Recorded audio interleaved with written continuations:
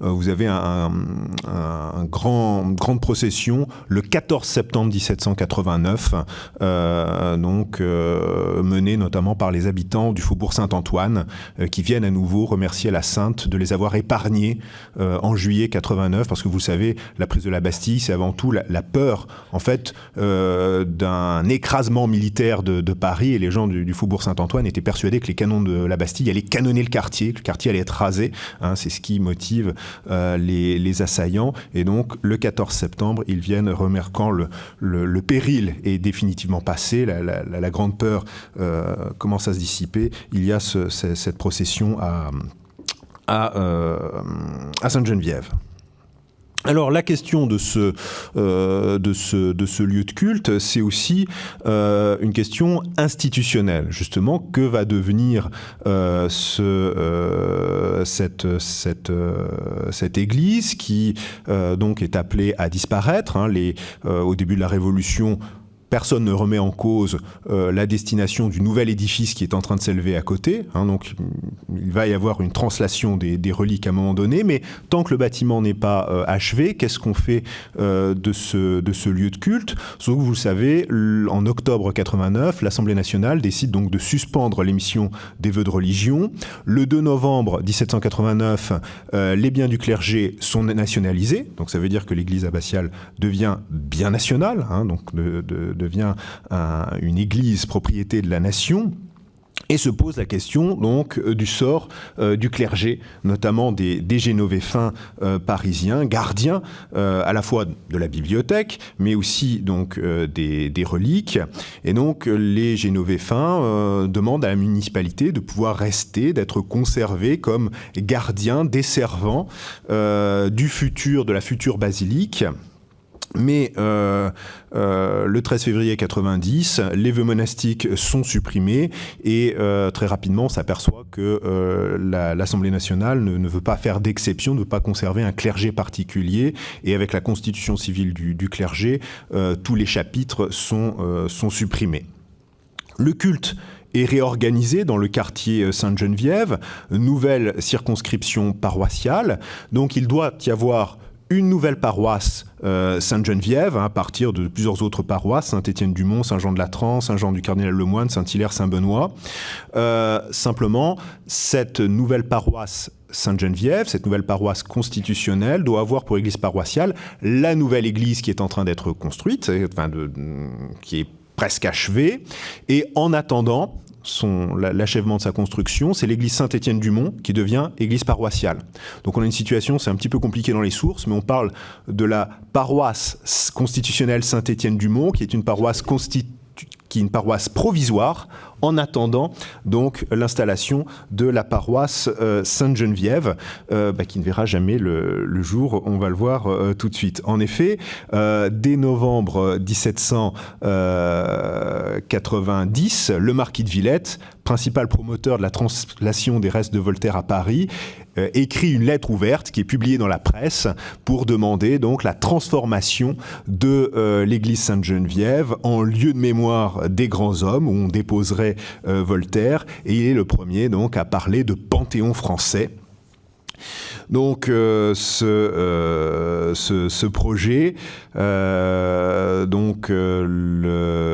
commence à circuler. Le sort du nouvel édifice est compromis, et c'est le début des peurs autour du destin des reliques de Sainte-Geneviève. Notamment, il y a des rumeurs d'enlèvement de la chasse. C'est le moment, début de l'année 91, où les catholiques se divisent entre deux églises, l'église constitutionnelle, l'église d'État, l'église nationale, et l'église réfractaire, ceux qui refusent la constitution civile du clergé, qui est une église privée, donc qui subvient à ses propres besoins, et chaque camp suspecte l'autre de vouloir mettre la main sur les reliques de la Sainte. Notamment, c'est relaté dans la presse, dans la nuit du 12 au 13 mars 91, il y a un génovéfin qui quitte Paris dans une voiture à cheval, de nuit, et il passe la barrière, et donc l'émoi s'empare de la capitale. La rumeur veut qu'il soit parti avec la chasse de la Sainte pour aller l'emmener quelque part en province. Et donc le président de la section de Sainte-Geneviève doit se rendre dans l'église au matin pour inspecter la chasse et vérifier que le reliquaire est toujours en place et rassurer la population. Fin du suspense au mois d'avril, donc le 4 avril, 2 jours après la mort de Mirabeau, le père de la nation, auquel il est décidé de rendre un hommage public et solennel, l'Assemblée nationale décide de transformer l'église Sainte-Geneviève en Panthéon, donc un lieu destiné à recevoir les cendres des grands hommes. Quatremer de Quincy est chargé de l'aménagement du lieu. Au début, alors il y a un petit peu une incertitude. Est-ce qu'on va laisser cette église Sainte-Geneviève comme église Sainte-Geneviève et dans la crypte accueillir les grands hommes? Et Quatremer de Quincy, dans son rapport, dit on ne peut pas faire de mélange des genres. Le Panthéon doit être un lieu neutre sur le plan du culte, et donc il ne peut pas devenir une église catholique. Tous les Français, quelles que soient leurs opinions religieuses ou philosophiques, doivent se reconnaître dans ce lieu. Donc, dans ce rapport de Quatremer de Quincy, il est très clair, à la fin, les reliques de Sainte-Geneviève doivent trouver un nouveau lieu de destination, et lui, il préconise la cathédrale Notre-Dame. Alors ce qui est assez logique pour l'époque, parce que ça, Dominique Julia et Stéphane Bassiocchi l'ont bien montré, il y a une tendance à rassembler les reliques dans plusieurs villes de France, on voit ce phénomène, à rassembler les reliques dans la cathédrale ou dans l'église principale de la ville. Donc on est dans cette démarche de centralisation. Néanmoins, la population fait savoir, donc les habitants de la paroisse Saint-Étienne-du-Mont, donc il n'y aura pas, maintenant on le sait, il n'y aura pas de paroisse Sainte-Geneviève, c'est officiel donc à partir donc, de mai 1791, c'est la paroisse Saint-Étienne-du-Mont, donc les habitants de cette paroisse veulent garder les reliques. Quel est le statut en attendant de l'église abbatiale, qui est toujours debout, qui n'est pas en très bon état, mais où sont conservées les reliques. Statut incertain. Alors les constitutionnels voudraient que les reliques soient transportées à Saint-Étienne-du-Mont, donc l'église voisine. Les réfractaires refusent. Or, les réfractaires sont protégés par la loi. Le 7 mai 1791, l'Assemblée nationale a voté un décret dit de tolérance qui accorde aux réfractaires la possibilité d'exercer leur culte dans des églises nationales, à condition que les autorités et le clergé constitutionnel du lieu les y autorisent. Et donc l'église abbatiale, l'ancienne église abbatiale, va devenir un oratoire de la paroisse constitutionnelle de Saint-Étienne-du-Mont, et ça va être un lieu mixte. C'est-à-dire qu'il va être desservi à la fois par le clergé constitutionnel et par le clergé réfractaire. Donc l'idée de d'aménager un lieu où chacun puisse donc prier Sainte-Geneviève. Donc voilà, c'est un lieu de rencontre entre les deux églises. On n'a pas vraiment de documents sur la façon dont cette coexistence se déroule. Ça reste quelque chose qui, si les sources existent, qui resterait à travailler. Néanmoins, les constitutionnels cherchent toujours à obtenir, c'est régulier, on a les dernières tentatives à l'été 1792, enfin au printemps 1792, ils essayent de faire venir les reliques à Saint-Étienne-du-Mont, mais à chaque fois les fidèles se mobilisent, donc jusqu'au 10 août 1792, donc 10 août 92 c'est l'insurrection, c'est la deuxième révolution, donc qui conduit à la suspension de Louis XVI et quelques semaines après, vous le savez, le 21 septembre 92, à l'abolition de la royauté. Donc après le 10 août 1792, les reliques de Sainte-Geneviève, on a un procès verbal qui est là, ça a été perdu, mais c'est signalé par les historiens ecclésiastiques du 19e qui signalent ce document. Le 14 août 1792, la chasse de Sainte-Geneviève est transportée dans l'église Saint-Étienne du Mont. Quant à la section de Sainte-Geneviève, elle devient la section du Panthéon français. C'est intéressant de le noter. Désormais, ce qui incarne le quartier pour les révolutionnaires, c'est plus Sainte-Geneviève, la sainte patronne, c'est le Panthéon, donc le temple national dédié aux grands hommes. Dans un deuxième temps, je vérifie mon temps. Dans un deuxième temps, donc, qu'est-ce qui va amener à la destruction de ces reliques? Donc, un rituel d'exécution publique, parce qu'il s'agit bien d'un acte judiciaire, on va le voir, au nom de la liberté et de la raison. Alors, la rupture entre les autorités municipales parisiennes et la dévotion à Sainte-Geneviève est consommée dès avant le 10 août 1792. J'ai relevé dans le journal Le Patriote français du 12 mai 1792. Donc 12 mai 92, donc on revient un petit peu en arrière. Le Patriote français, c'est le journal de Brissot, le futur chef de file des Girondins.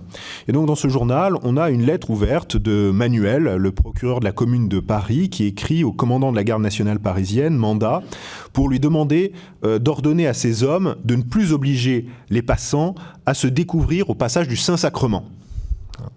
Donc Manuel explique que désormais toutes les opinions, toutes les religions se valent, le culte catholique ne doit pas être plus honoré qu'un autre. Et donc dans sa lettre, il y a une phrase qui, je trouve, est assez intéressante, où il s'appuie sur l'exemple de la dévotion pour la sainte patronne de Paris. Donc je cite Manuel, « Il est enfin permis de ne pas plus croire à la chasse de Geneviève qu'au sabbat, parce qu'un curé n'a pas plus de privilèges sur les consciences qu'un rabbin. » Donc Manuel, le bras droit du maire de Paris, les procureurs, donc officialise ainsi la rupture entre l'hôtel de ville et celle qui n'est plus désormais que Geneviève. n'est plus Sainte-Geneviève, c'est Geneviève, objet d'un culte à caractère purement privé. Les changements politiques n'entravent cependant pas la dévotion à la sainte, et on l'a dit tout à l'heure, enfin on l'a dit à plusieurs reprises, donc le jour de la fête de la sainte, c'est le 3 janvier. Le 3 janvier 1793, il y a affluence à Saint-Étienne-du-Mont pour honorer la chasse de Sainte-Geneviève. Alors là aussi, c'est quelque chose qui a été assez peu commenté à ma connaissance. J'ai relevé ce passage qui, à mon avis, est un document clé pour comprendre ce qui va se passer à la fin de l'année 93. C'est un extrait des Révolutions de Paris, qui est un journal révolutionnaire très, très lu dans la capitale. Donc en janvier 93, qui fait la relation de ces cérémonies du 3 janvier. Le contexte, on est en plein procès de Louis XVI, c'est la fin du procès de celui que la Convention appelle Louis Capet. Donc je vous lis rapidement ce texte qui est important. Je cite Prudhomme, « Nous sommes pleins de la messe de Noël ». Alors nous sommes pleins de la messe de Noël, c'est parce qu'il y a eu des messes de minuit qui ont fortement inquiété les autorités révolutionnaires qui ont vu des rassemblements séditieux. Eh bien, croirait-on qu'à la fête de Sainte-Geneviève, il y en a eu une toute pareille ? La chasse a été descendue, comme si la sainte n'avait pas le bras assez long pour faire des miracles d'en haut. Que les chemises, les mouchoirs, les suaires ont repassé des millions de fois sur ce cercueil d'or. Que de bons campagnards sont arrivés la veille au soir des environs pour entendre une messe de minuit auprès d'elle, pour lui apporter, ou plutôt aux prêtres de Saint-Étienne, leurs nombreux ex-voto. Que la foule a été si grande dans ce siècle de lumière que plus de 1000 personnes n'ont pu entrer dans l'église, que les gardes nationales ont été obligés de passer la nuit pour maintenir l'ordre et de s'y geler pour le plaisir des dévotes, que les prêtres sont tout fiers de cette affluence superstitieuse qu'ils avaient attirée, se pavaner sous la bigarrure de leurs habits pontificaux. Eux seuls, il est vrai, ont profité de cette fête, si l'on en accepte un bon nombre de voleurs qui ont escamoté des montres, des mouchoirs, des tabatières, toutes choses que la sainte souffre paisiblement dans sa maison qui devient un vrai tripot, ce qui n'est pas trop honnête. Et Prudhomme d'entreprendre, je vous passe le deuxième paragraphe, d'entreprendre une critique en règle d'une dévotion fondée sur la superstition populaire qui attribue des vertus spirituelles à ce qui n'est pour lui, je cite, qu'un cadavre. C'est le mot qu'il utilise pour parler des reliques. Donc une charge violente. Le culte des reliques n'est qu'une superstition, nuisible à l'ordre social, dans la mesure où elle est source de troubles à l'ordre public. Pour Prudhomme, les principaux responsables de cette ferveur si mal placée sont les prêtres, donc qui cherchent à détourner à la fois l'argent des fidèles, mais aussi les consciences.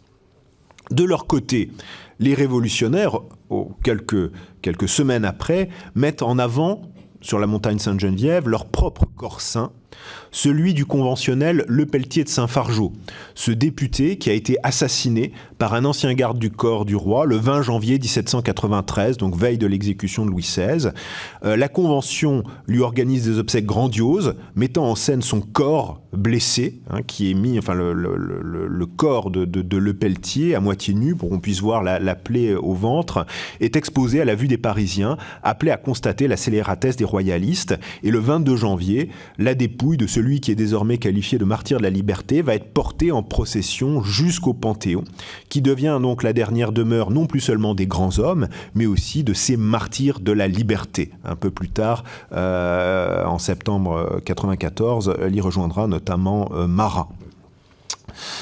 Donc le Panthéon est appelé à devenir un lieu de pèlerinage républicain, séculier, destiné à promouvoir les valeurs nouvelles issues de la Deuxième Révolution, celle du 10 août 92.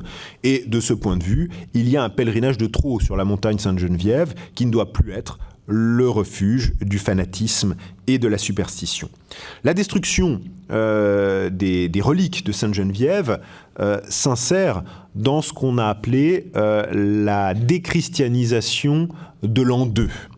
Donc l'an 2, dans le calendrier républicain, c'est 1793-1794. Pour ma part, à la suite de Bernard Plongeron et de Jacques Bernet, je récuse ce terme de déchristianisation pour préférer celui plus précis de défanatisation. Car à aucun moment, il n'est question de la religion chrétienne en tant que telle. Signalons que le culte israélite a lui aussi été attaqué. C'est un ensemble de pratiques religieuses qui sont visées, pratiques religieuses jugées incompatibles avec le plein exercice des libertés du citoyen. Et j'insiste, on parle de campagne de défanatisation parce qu'il n'y a pas de loi, il n'y a pas de cadre légal.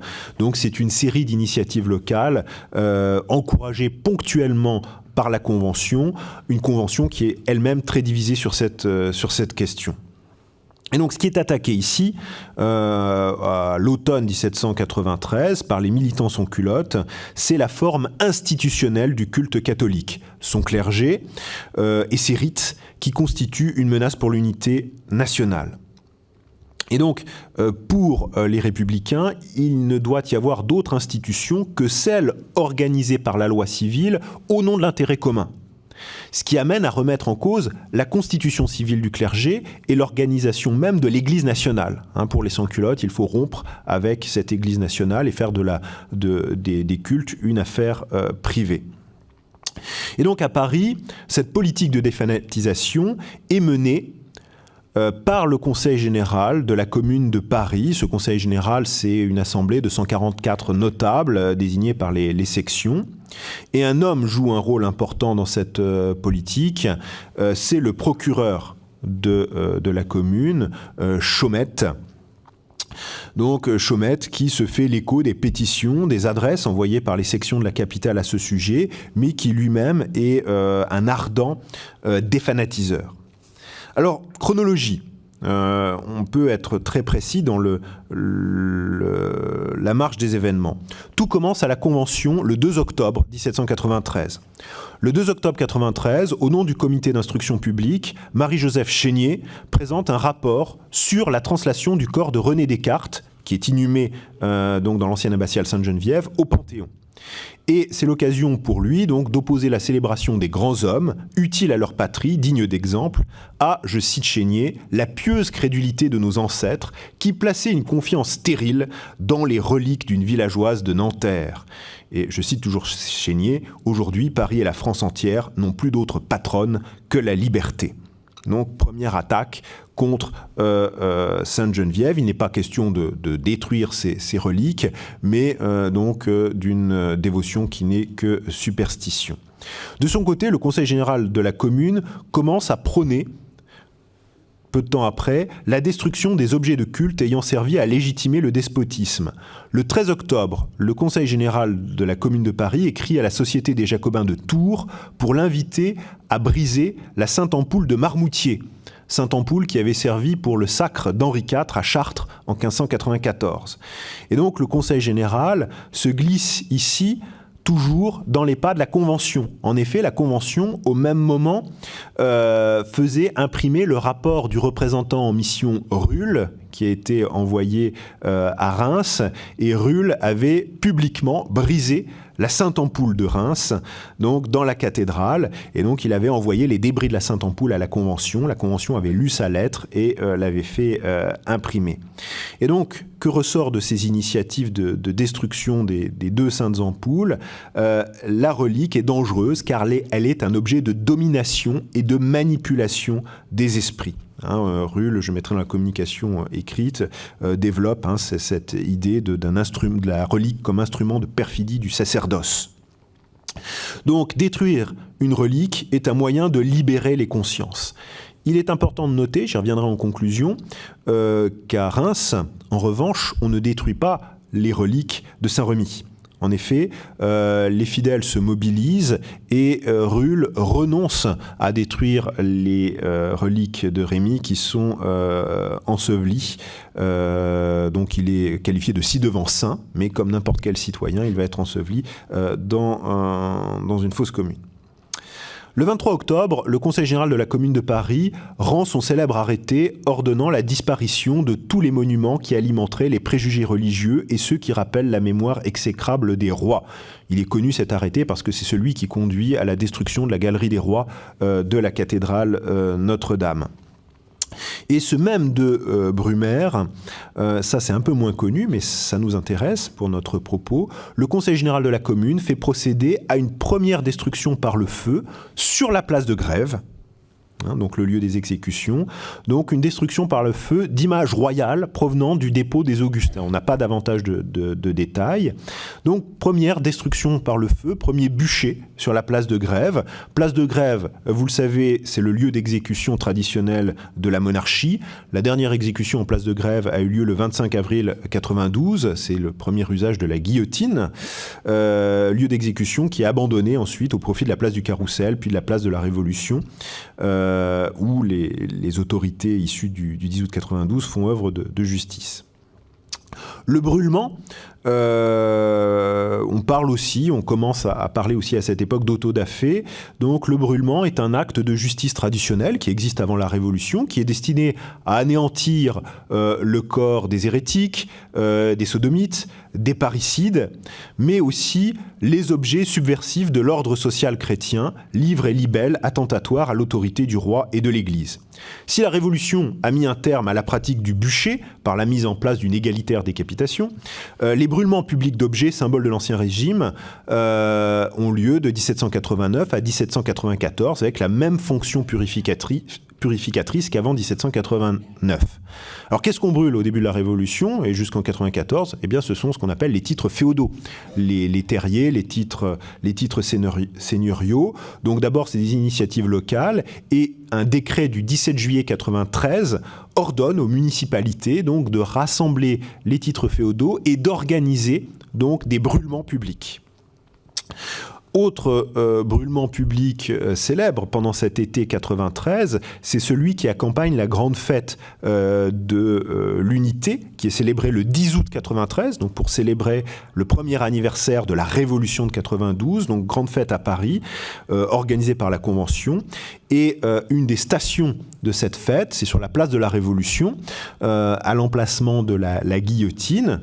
Donc un autre supplice, on ne va pas exécuter un individu, on ne va pas exécuter un être humain, on va exécuter des objets par le feu.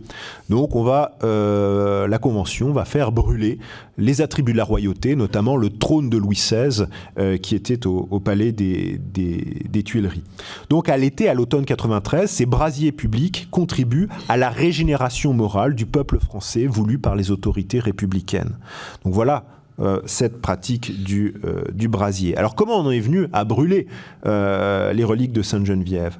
Le 4 novembre 93, 14 Brumaire en 2 dans le calendrier républicain, le Conseil général de la commune arrête que tous les objets d'or et d'argent qui se trouvent dans les établissements publics, maisons de culte et autres de la commune de Paris seront portés à la monnaie. L'arrêté est transmis au comité de surveillance des sections qui sont chargés de recenser ces objets, d'en assurer le transport jusqu'à la monnaie. Et bien sûr, le comité de la section du Panthéon français est chargé de la saisie, de la chasse de Sainte-Geneviève. Alors, cette opération est une opération délicate, parce que bien sûr c'est un objet de vénération. On l'a vu le 3 janvier 1793, la foule se pressait à Sainte-Geneviève. Et donc pour les autorités parisiennes, cet envoi de la chasse de la sainte relique, de la relique de Sainte-Geneviève à la monnaie est un acte de rupture.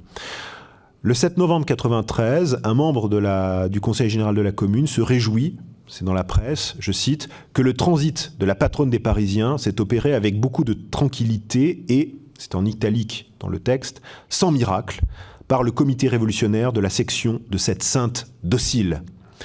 L'emploi d'un ton sarcastique est destiné à souligner l'incrédulité de l'institution municipale à l'égard de reliques dénuées de tout pouvoir surnaturel. Comme lorsque la Sainte Ampoule a été brisée à Reims, aucun châtiment divin ne s'est abattu sur les profanateurs qui n'ont pas été empêchés dans leur geste de désacralisation. Le même jour, l'évêque Gobel, l'évêque constitutionnel de Paris, se présente à la Convention avec ses vicaires pour renoncer publiquement à l'état ecclésiastique. Ils emmènent avec eux divers objets du culte, qualifiés de hochets de la superstition. C'est le terme qui va être utilisé dans les jours suivants. Et donc ces hochets de la superstition sont destinés à être envoyés à la monnaie ou détruits s'ils n'ont pas de valeur numéraire. Le 20 Brumaire, 10 novembre, c'est la fête de la raison dans la cathédrale Notre-Dame, qui donc devient un temple national. Et dans les jours qui suivent la fête de la raison, sont allumés dans Paris donc des autodafés d'objets du culte. Donc ce ne sont plus des symboles de la royauté, ce sont des objets du culte, donc plusieurs sections, je donne la liste dans la communication écrite, donc plusieurs sections annoncent avoir brûlé les livres de la superstition et du mensonge qui ont, je cite, expié dans un grand feu toutes les sottises qu'ils ont fait faire à l'espèce humaine. Fin de la citation. Et donc le Conseil général de Paris commence à recevoir des reliques qui sont envoyées par les sections et le Conseil général de la commune décide lui aussi de faire brûler ces reliques, notamment une chemise de Saint-Louis envoyée par la section des 15-20 qui est brûlée le 16 novembre.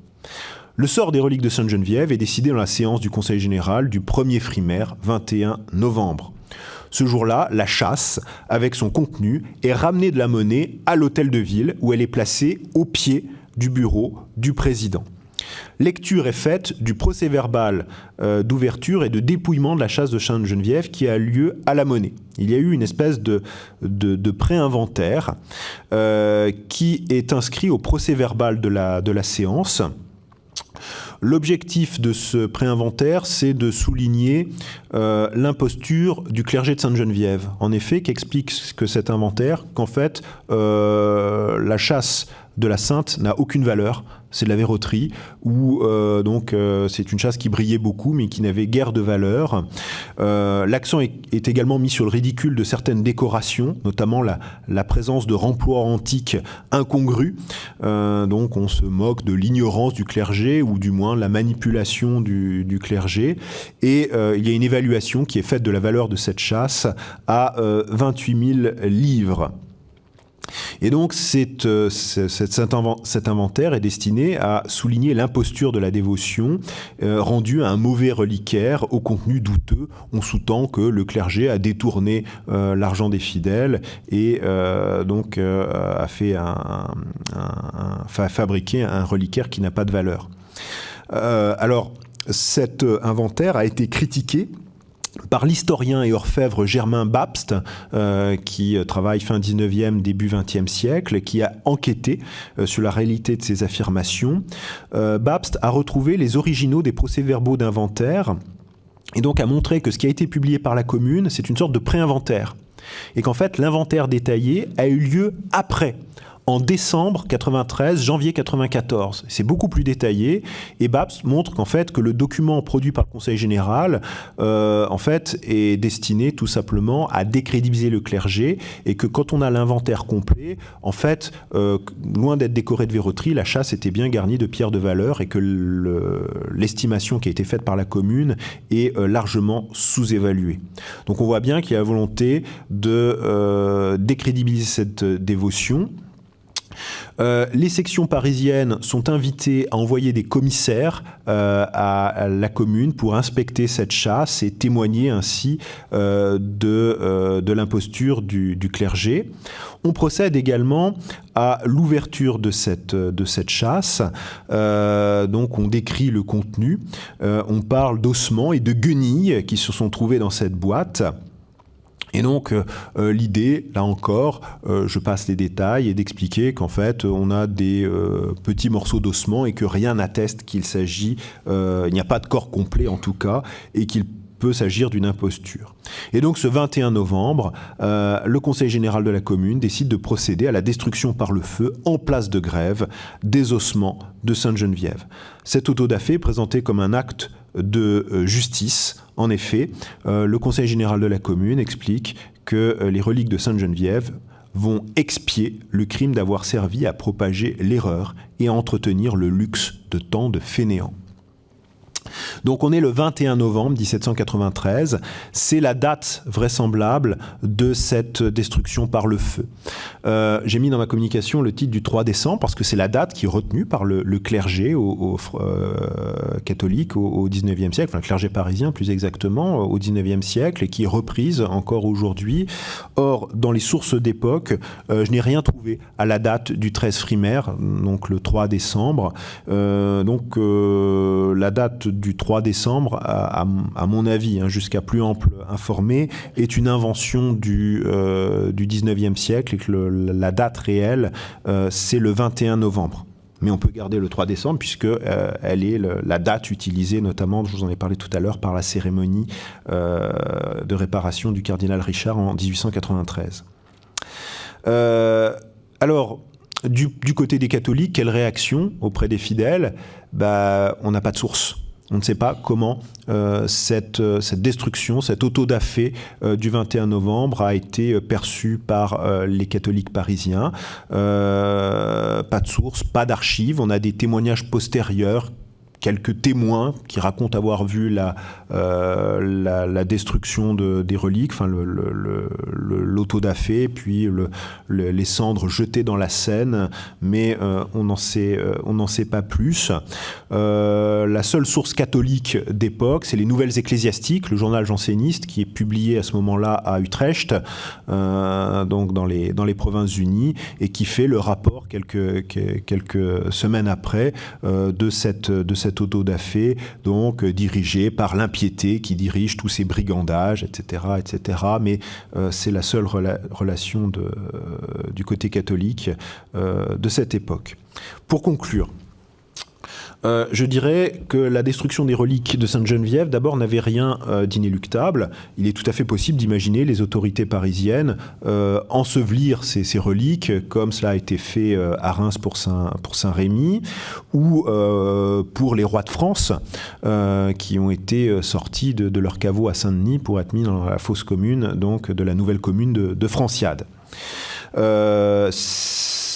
Une chose est sûre, donc j'ai dit, il n'y a pas de mobilisation populaire massive en faveur de la défense des reliques de Sainte-Geneviève en octobre-novembre 93.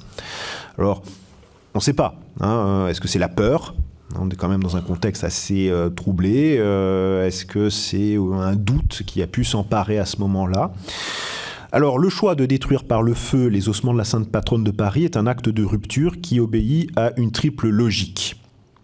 Pour moi, il s'agit tout d'abord, je l'ai expliqué, c'est c'est les motifs avancés par le Conseil général de la commune, c'est un acte de pédagogie républicaine qui s'inscrit dans la campagne de défanatisation de l'automne 93. On brûle les reliques comme d'autres hochets de la superstition, donc pour ouvrir les yeux du peuple. Et là, le rôle de Chaumette semble avoir été déterminant.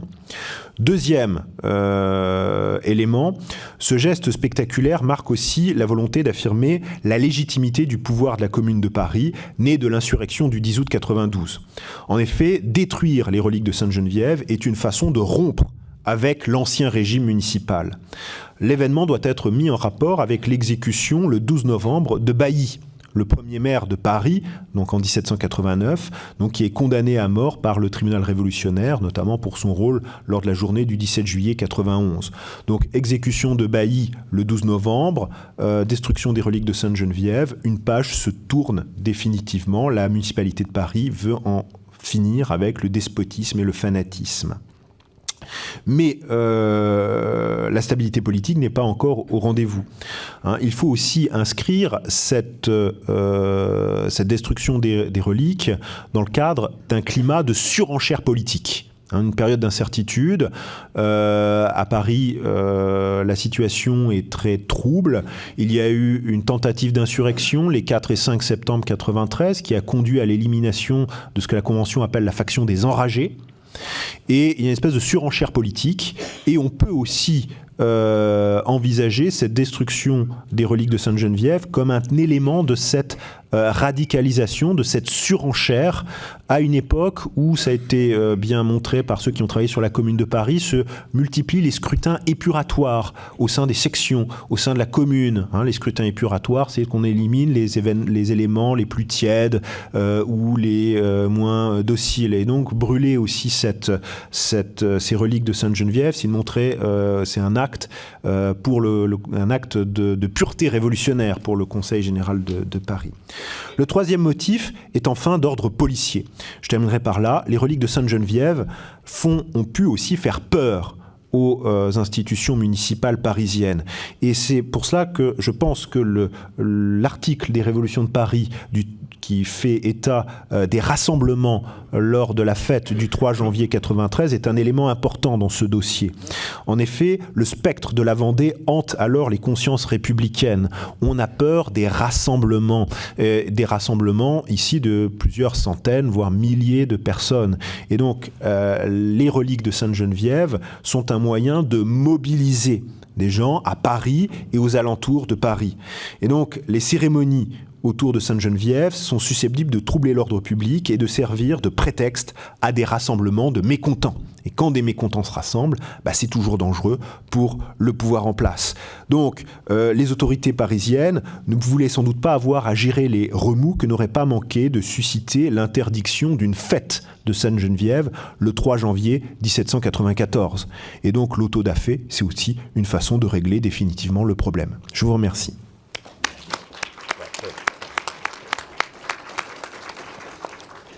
Merci infiniment pour le contenu de votre communication, pour sa durée aussi, impeccable. Et donc, j'aurais juste une question, mais nous avons vu que la chasse elle-même reposait sur un ensemble, les colonnes, les cariatides, et il y a une sorte de cadre au-dessus. Et donc, il semblerait que le noir ait récupéré des morceaux du monument. Voilà, puisque les cariatides existent encore. Alors les cariatides n'ont pas de valeur parce qu'elles sont en bois, donc elles n'ont pas été envoyées à la monnaie. Oui, d'accord. Et donc, comme elles ne sont pas non plus des symboles de royauté, où elles auraient pu être détruites, là elles peuvent être considérées comme des objets d'art. Je ne l'ai pas précisé, mais lors de l'inspection de tous les reliquaires et objets de culte qui sont envoyés à la monnaie, il y a des représentants de la commission des arts de la Convention, qui est cette institution patrimoniale mise en place par l'Assemblée nationale, justement pour trier et récupérer ce qui est digne d'intérêt et donc ce qui peut représenter l'art français. Et donc je pense que c'est dans ce contexte que les sculptures en bois ont été sauvées. Merci. Y a-t-il des interventions? Monsieur l'abbé, ici, devant.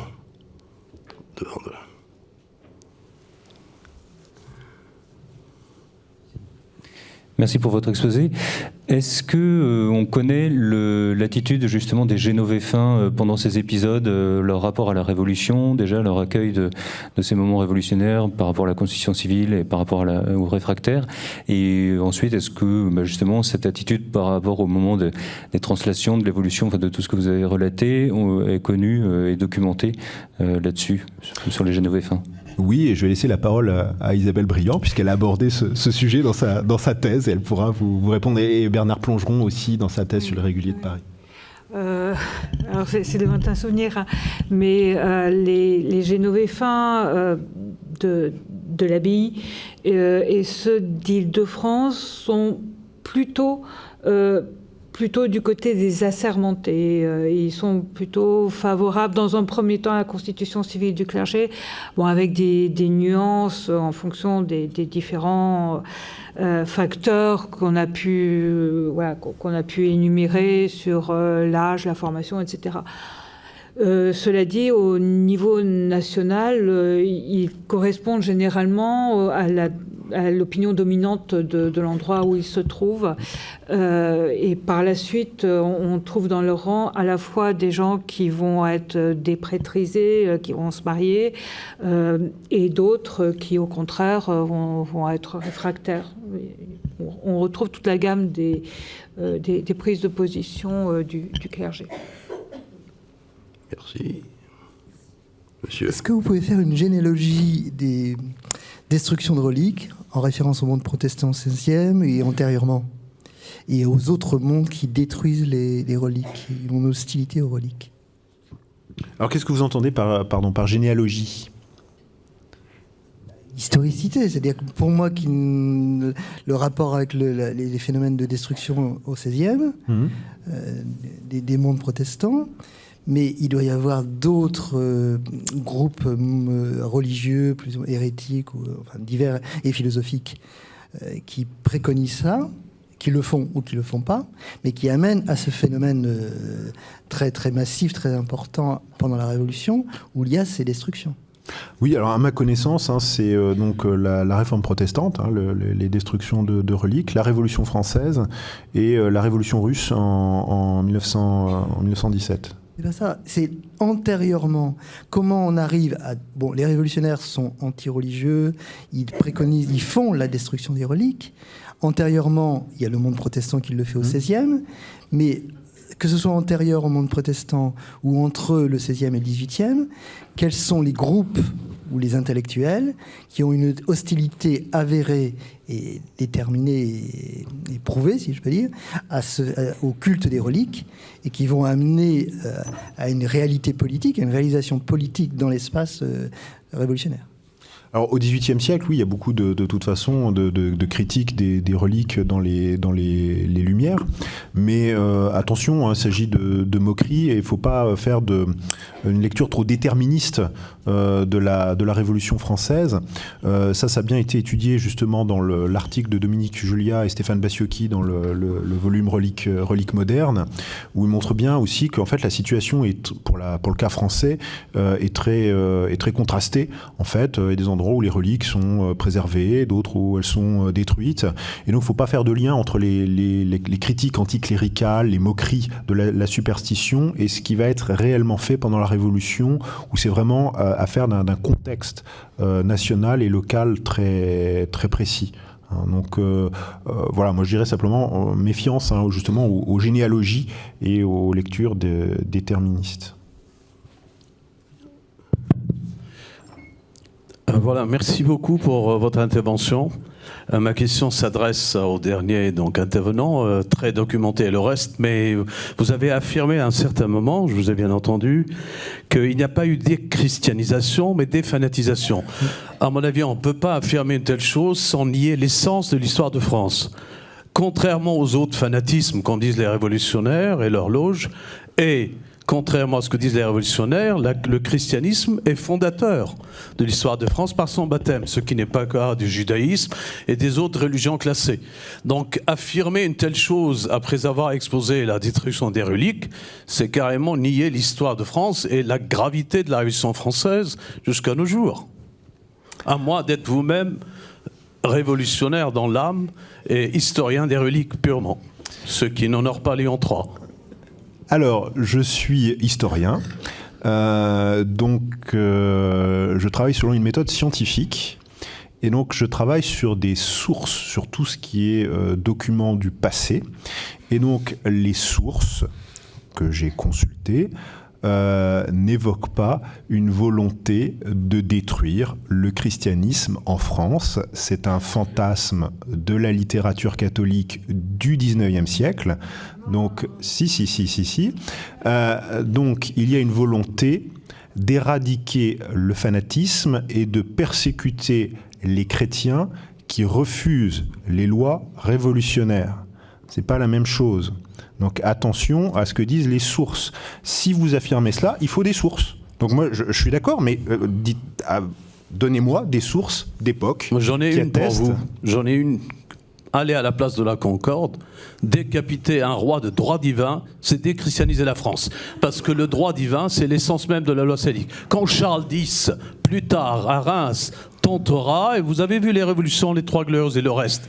Donc, affirmer une telle chose avec tant de scientificité, c'est ne pas honorer la vérité historique. Je suis désolé, vous êtes d'esprit révolutionnaire. Et Non, c'est peut-être je pourquoi- suis historien. Bon. Mais non, je non, consulte vous traitez les sources. Je crois que l'on est en train de déplacer oui, le terrain oui. de l'histoire à je ne sais pas quoi, mais qui n'est plus de l'histoire. Oui. Bon. Bon, à la vérité, Borsillard. Merci, monsieur. Merci. Oui. Au Bernardin, on ne peut pas dire une telle chose. La vérité a sa place partout, monsieur, même au Bernardin. Même dans Bon, la guillotine. quelqu'un d'autre demande-t-il la parole? Oui, merci. Excusez-moi, je vais faire redescendre ce débat. J'aurais deux petites questions, s'il vous plaît. La première, vous avez insisté à deux reprises sur le fait qu'il n'y avait pas de foule. Il ne semble pas que le fait de brûler les reliques ait remué quoi que ce soit dans Paris. Est-ce que vous avez une idée de la raison pour laquelle ce serait comme ça? Autrement dit, est-ce qu'il y a une publicité quelconque? Est-ce qu'il y a eu des annonces faites pour annoncer au peuple réjouissez-vous, nous allons enfin mettre fin à, etc., etc. Ça, c'est la première chose. Et la deuxième question, s'il vous plaît. On a brûlé les reliques donc, qui étaient conservées, en l'occurrence à la fin à Saint-Étienne-du-Mont. Qu'en a-t-il été? Est-ce qu'il y a eu des conséquences sur les autres chasses contenant des reliques de Sainte-Geneviève, à Marisy, par exemple, ou ailleurs en région parisienne? Merci beaucoup. Alors, pour la première question, donc, le Conseil général donc, fait imprimer immédiatement, ça va très vite, hein, c'est comme la Convention, fait imprimer sous la forme d'affiches ces délibérations qui sont placardées donc, dans les rues de Paris. Donc la population est informée de cette décision de détruire les reliques, de cette destruction, mais il n'y a pas d'annonce. C'est-à-dire qu'on ne dit pas, voilà, tel jour, venez pour assister à cette destruction. On a l'impression, là aussi, que le Conseil général se méfie d'une éventuelle réaction. Donc il y a eu destruction dans la foulée et la population a été, si on prend la chronologie des faits, avertie a posteriori. D'accord ? Mais avant, il n'y a pas eu de mobilisation quand les reliques ont été, enfin la chasse a été envoyée à la Monnaie. Il n'y a aucune trace de soulèvement. Et notamment, ce qui est intéressant, c'est de faire le parallèle avec ce qui s'est passé à Reims, justement, pour Saint-Rémy, où là, on a une partie de la population qui se déplace, et là, on sent le représentant en mission rurale et les autorités locales un petit peu chanceler, se dire, bon, voilà, on a brisé à Saint-Ampoule, on va arrêter là, on va inhumer Saint-Rémy, parce qu'on ne sait pas ce qui peut se passer. On n'a pas l'équivalent à Paris. Voilà. Mais à Paris, la situation est aussi très, très tendue. Il y a deux peuples à Paris. Hein. Il y a le Léonard Bourdon qui fait un discours aux Jacobins. C'est un conventionnel membre des Jacobins qui fait un discours à ce moment-là qui dit bien qu'il y a deux populations à Paris qui se regardent un petit peu en chien de faïence. Et donc, il y a le bon peuple. Donc pour lui, c'est le peuple révolutionnaire. Et le mauvais peuple, c'est celui qui renacle. Et donc, il faut que le peuple révolutionnaire ouvre les yeux du peuple qui est dans l'erreur. Et donc par des actes symboliques de destruction, de délégitimation de ces objets du culte. Mais voilà, il y a une tension. Et puis il ne faut pas oublier... Et les autres chasses contenant des reliques de Geneviève, c'était la question. Alors justement, là j'arrive à la deuxième question. Justement, ce sera la quête reliquaire du 19e siècle, mais Rémi M. Delacote, qui est parmi nous, en parlera certainement demain, justement. Le clergé au XIXe siècle va lui aussi reproduire largement l'inventaire dont je vous ai parlé tout à l'heure là, de la commune. La commune s'en servait, elle, pour décribiliser le clergé, en disant, vous voyez, il y avait des petits bouts d'ossements dans les paquets, etc. Mais le clergé au XIXe disait, c'est la preuve qu'en fait, ces reliques ont été partagées, et donc on peut reconstituer des reliques de Sainte-Geneviève avec tout ce qui a été conservé ailleurs et qui n'a pas été détruit, justement. Bon, mais merci beaucoup, merci encore.